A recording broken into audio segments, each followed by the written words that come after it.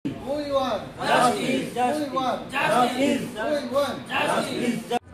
আমি অনিচ্ছাকৃতভাৱে হলেও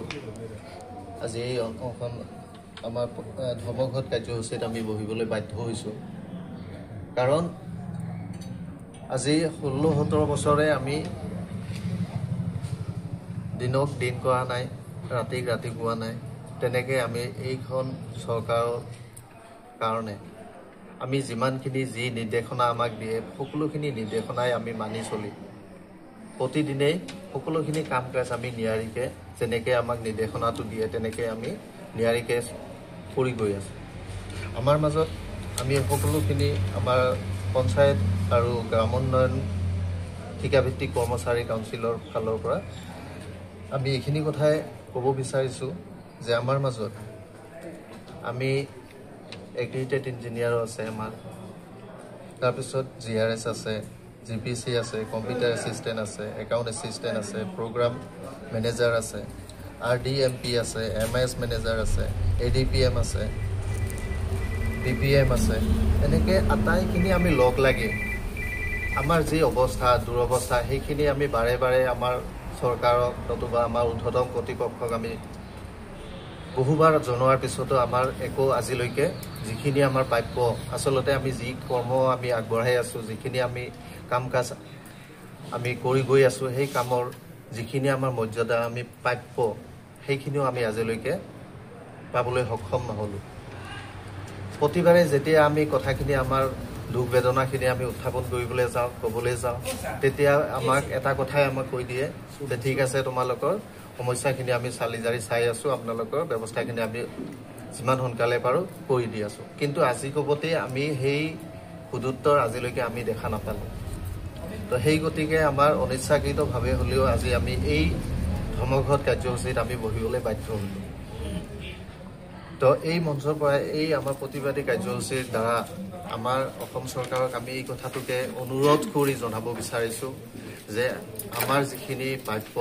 আচলতে আমাৰ সমকামৰ সমমৰ্যাদা আমাক দিবৰ কাৰণে আমি অনুৰোধ জনাইছোঁ কাৰণ আমাৰ যিখিনি আমি যি কৰ্ম আগবঢ়াই আছোঁ সেই কৰ্মখিনিৰ কাৰণে আমাক যিখিনি ন্যূনতম আমাক মাননি দি আছে সেইখিনিৰে আমি আমাৰ পৰিয়ালটো আমি পোহপাল দিবত আমাৰ বহুত কষ্ট হৈছে সেই গতিকে আমি চৰকাৰক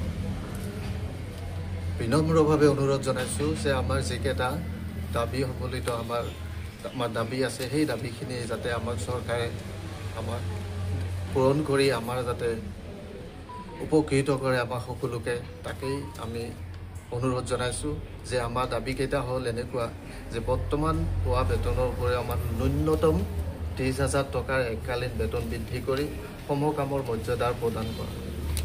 দ্বিতীয়তে প্ৰতি বছৰে ন্যূনতম 10% যিটো আমাৰ বেতন বৃদ্ধি স্থায়ীভাৱে আমাৰ প্ৰয়োগ কৰা তৃতীয়তে আমাৰ দীৰ্ঘদিনীয়া আগবঢ়া সেৱাৰ স্বীকৃতি হিচাপে আমি যিহেতুকে আমাৰ মাজৰ পৰা বহুত আমাৰ অতীত হয় এতিয়া বয়সো নাইকিয়া হ'ল হয়তো 2 বছৰৰ ভিতৰত তেখেতসকলৰ চাকৰি আৰু নাথাকিব তো সেই গতিকে আমাৰ 60 বছৰলৈকে আমাৰ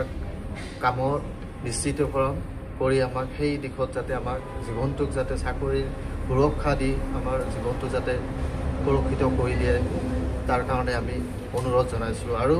শেষত আমি HR পলিচি নীতি প্ৰণয়ন আৰু প্ৰয়োগৰ জৰিয়তে আমাৰ অধিকাৰ সুনিশ্চিত কৰা এইকেইটা দাবীৰে আমি আমাৰ অসম চৰকাৰক আমি বিনম্ৰভাৱে অনুৰোধ জনাইছোঁ যাতে আমাৰ যিখিনি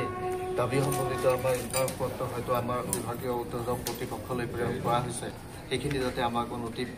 পলমে যিমান দূৰ সম্ভৱ হয় আমাৰ এই দাবীকেইটা যাতে আমাক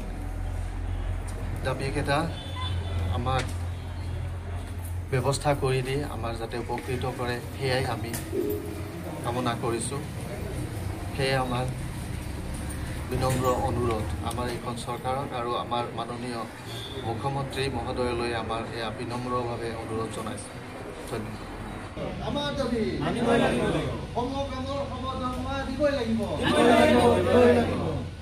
সমকামৰ সমমৰ্যাদা দিবই লাগিব 60 বছৰলৈ আমাৰ চাকৰিটো নিশ্চিত কৰক 60 বছৰলৈ আমাৰ চাকৰি নিশ্চিত কৰক HR পলিচি প্ৰণয়ন কৰক আমাৰ দাবী we want justice